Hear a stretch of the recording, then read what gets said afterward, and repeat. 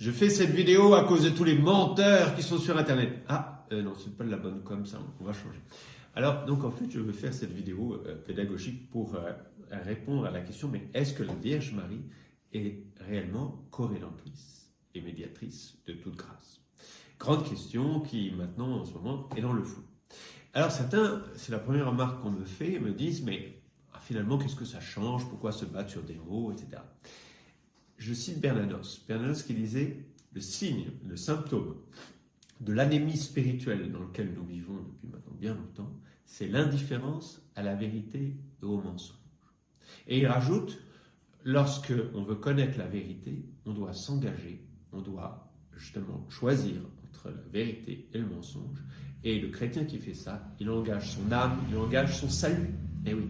Alors dans ce monde relativiste, on pourrait croire tout ce qu'on veut, n'importe quoi, mais je rappelle quand même, c'est très fondamental, c'est que la cause principale du mal dans ce monde, c'est le mensonge de Satan, Genèse chapitre 3, et que la guérison principale de ce monde, c'est la vérité. Le Christ qui dit à Pilate, je suis venu seulement pour justement proclamer la vérité, et que la vérité est liée à l'amour, donc vérité égale grandir en amour.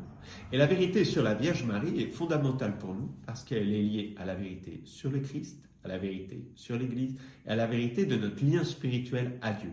Exemple tout simple des premiers chrétiens, lorsqu'on a dit que la Vierge Marie était mère de Dieu, certains ont dit « Oh là là, c'est choquant, c'est beaucoup trop », mais en fait, ces gens-là avaient une fausse conception du Christ, une conception du Christ qui était tellement fausse qu'elle ne permettait pas justement le déploiement d'une vie spirituelle, d'une vie de l'amour surnaturel en eux. Alors, donc, ce n'est pas un détail de savoir si la Vierge Marie est co-rédemptrice et médiatrice de toute grâce. Cependant, je veux bien qu'on utilise d'autres mots, puisqu'il y a des mots qui sont synonymes et qui n'enlèvent rien si certains pouvaient choquer. Et pour qu'on ne conteste pas ce que je vais dire, je vais citer le Concile Vatican II. Personne ne reprochera au Concile Vatican II de faire un excès dans la mariologie. Alors, qu'est-ce que dit le Concile Vatican II dans cette partie Lumen Gentium qui est justement sur l'Église et la Vierge Marie? Le Concile dit que la Vierge Marie a apporté à l'œuvre du Sauveur une coopération sans pareille. Coopération.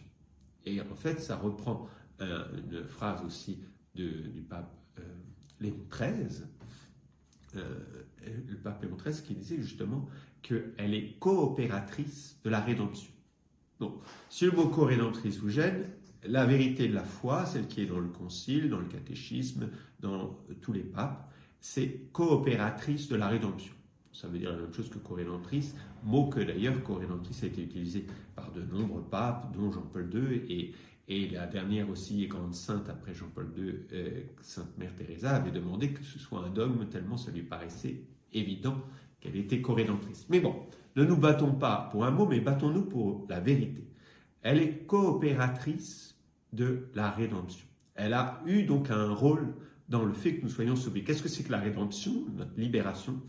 C'est lié à un acte du Christ sur la croix, un acte d'amour, si vous voulez, qui est enveloppé dans une offrande, un sacrifice, un acte de culte sur la croix, et qui soulève le monde vers Dieu et l'arrache au mal, au non-amour.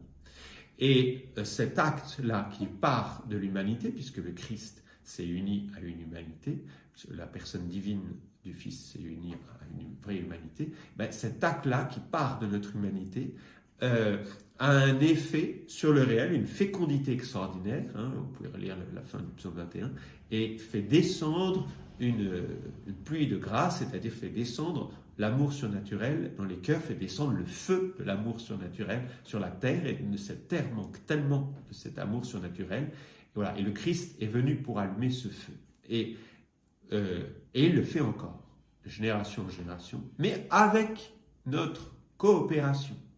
Et oui, parce que en fait, la Vierge Marie, l'enjeu de savoir si elle est coopératrice de la rédemption ou pas, c'est aussi de savoir si l'Église est coopératrice de cette rédemption aujourd'hui ou pas, et si nous-mêmes, nous avons un rôle à jouer dans cette co-rédemption.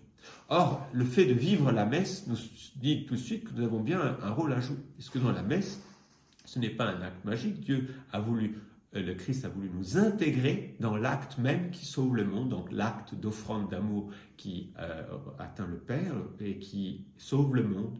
Il a voulu que nous soyons participants.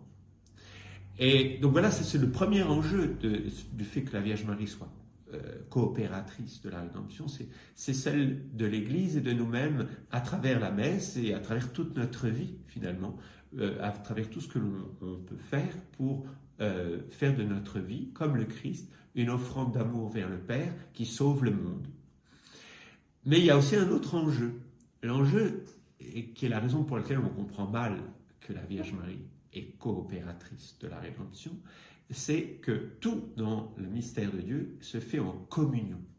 Le Christ n'est pas le Rédempteur tout seul, puisque de toute façon déjà, il nous a libérés avec le Père et le Saint-Esprit. C'est une œuvre commune des trois, même si on l'attribue à la personne divine du Fils. En plus, il s'est associé, bien évidemment, son humanité. Parce que justement, il fallait que ce soit l'humanité qui soit participante pleinement, complètement à cet acte de libération, pour que ce ne soit pas seulement Dieu qui nous ait libérés sans notre participation, mais que l'humanité qui est responsable de sa chute soit responsable aussi de son relèvement. Et donc, s'il associe son humanité, il l'associe aussi sa mère qui est au pied de la croix.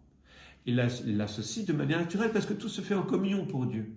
Et il l'associe aussi parce qu'il était évident que s'il a associé une humanité dans son pôle masculin, il fallait aussi qu'il l'associe dans son pôle féminin, comme dans le mystère d'Adam et Ève. Et il fallait que ce soit sa mère, parce que le mystère de notre libération est un mystère d'engendrement à la vie, donc un mystère maternel. Et à travers sa mère, donc il voulait aussi associer toute l'Église et nous-mêmes, et c'est pour ça qu'il a institué la messe, pour que sans cesse, de génération en génération, nous puissions participer à cet acte, alors à notre humble niveau, sachant que pour nous, comme pour l'Église, comme pour la Vierge Marie, sans le Christ, nous ne pouvons rien faire.